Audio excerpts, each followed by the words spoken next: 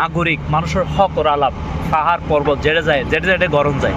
আমরা এই অঞ্চলটাকে একটা আন্তর্জাতিক এরিয়া হিসেবে এবং এখানকার বর্ডার লিটারেসি, এখানকার সীমান্তবর্তী মানুষের যে সেবা আরও কীভাবে নিশ্চিত করা যায়, সেখানে যাতে আরও কীভাবে গুরুত্বপূর্ণ আকারে এখানকার মানুষের হকের কথা কীভাবে বলা যায়, আমরা সেটা নিশ্চিত করবার ইনসাফের লড়াই করবার। আমি বলি যে সাগর পাহাড় নদী সমতল, আমাদের ইনসাফের লড়াই চালিয়ে যেতে হবে। আমার দীর্ঘ প্রায় এক যুগের অভিজ্ঞতা, যে পেশাদার কাজ করবার অভিজ্ঞতা আমার, ঠিক ওই জায়গাগুলোতে আমি আসছি।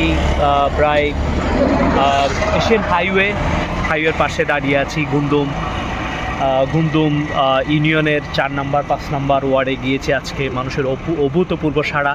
একটু সামনে কাস্টমস, বিশেষ করে 17 সালের দিকে আমার মনে আছে, আমি যখন মাঝি সেজে মায়ানমার গিয়ে আমি যখন রোহিঙ্গাদের বিভিন্ন আলাপ এবং রোহিঙ্গাদের উপরে যে জেনোসাইডটা হয়েছে সেটা তুলে আনতে গিয়েছিলাম। এই পথ দিয়ে আমি গিয়েছিলাম, সেখানে আমি মাঝি সেজে গিয়েছিলাম অ্যাজ এ বোটম্যান আকারে। তো আমি মনে করি এই গুন্দুম ইউনিয়ন এবং এখানকার যে প্রতিটা ওয়ার্ড, এটা শুধুমাত্র একটা ইউনিয়ন নয়, এটা একটা আন্তর্জাতিক এরিয়া যেখানে আমরা উন্নত পররাষ্ট্রনীতি নিয়ে আমরা আলাপ করতে পারি। এখানকার মানুষের মধ্যে বর্ডার লিটারেসি খুবই গুরুত্বপূর্ণ।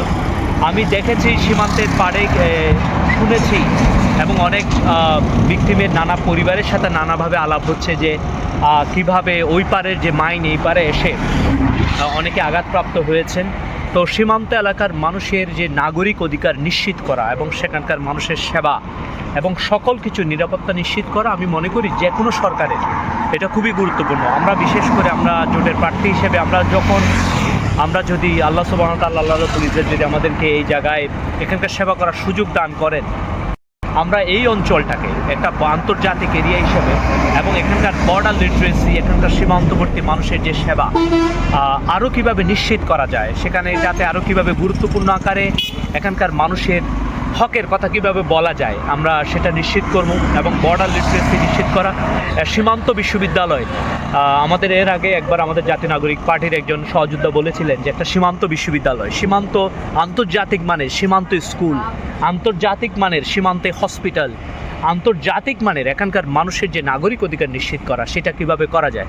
এটা শুধুমাত্র ইউনিয়ন নয়, এখানকার মানুষ অনেক পৃথিবীর একটা বড় সমস্যা ডিল করেন এবং রোহিঙ্গা যে সমস্যাটা, সেটা এখানকার মানুষ বুঝেন, ভাবেন, এখানকার মানুষ প্রজ্ঞাবান। তো আমি মনে করি আগামীর বাংলাদেশে হাঁ ভোটের পক্ষে এখানকার মানুষ হাঁ ভোটকে জয়যুক্ত করবেন এবং শাপলা কলিকে জোটের মনোনীত প্রার্থী হিসেবে শাপলা কলিকে এগিয়ে নিয়ে যাবেন এবং আগামীর বাংলাদেশে এই গুন্দুম, এই বান্দরবন একটা আন্তর্জাতিক এরিয়া হিসেবে এখানে খুব গুরুত্বপূর্ণ আকারে নাগরিকের অধিকার প্রতিষ্ঠিত হবে। তো আমি মনে করি এড়ে গুন্দুমবাসী ওনারা এর আগেও বহুবার আসছি। আমি পেশাদার হিসেবে হাজ গুছিলাম, আমি বিভিন্ন সময় সাংবাদিকতা পরিবেশন এরিয়ার আশেপাশে যা সুযোগ হইয়ে। তো আমি মনে করি নাগরিক মানুষের হক ও আলাপ পাহাড় পর্বত যেটা গরম যায়, এটা আরা গরিয়ম এবং আগামীর বাংলাদেশ একখান শোষণ মুক্ত, ফেসিবাদ মুক্ত বাংলাদেশ আরা ক্যাঙ্গুরি গরিব পারি। ওনারা আর ফতি তাইবার, কারণ ওনারাই এলাকার নেতা, ওনারাই এলাকার মুরব্বী, ওনারাই এলাকার প্রজ্ঞাবান মানুষ সকল। আমি শুধুমাত্র সেবক হিসেবে, জোটের প্রার্থী হিসেবে সেবক হিসেবে এর অনাল্লে হাজ করতে চাই। শুকরিয়া বেগুনের।